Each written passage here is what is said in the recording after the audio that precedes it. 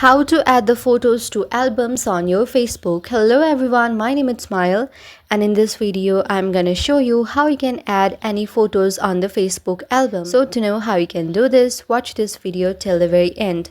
But before that, make sure you have installed and updated the latest version of Facebook. Go on, search for the Facebook here. After you search for the Facebook and see any update option available, do update it. If not, then you can simply open it. Now tap on your profile, scroll a little bit down, but make sure that your account is very private and it's not into professional mode. So go to the very three vertical dots and turn off the professional mode, otherwise you cannot add the albums. Now when you turn it off and close it and again refresh your feed and open your profile, you can see it's turned off.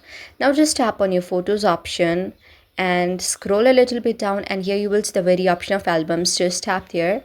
Now tap on create albums. Now tap on your Facebook friends. Now tap on the public friends or friends accept this option. So you can just tap on public option and tap on see more option. So after you do this, you can simply upload the photos that you have posted on your Facebook and then create an album by naming it. Since I don't have any photos here, I cannot do that, but you can simply do it if you have posted any photos, and you can also name that as well.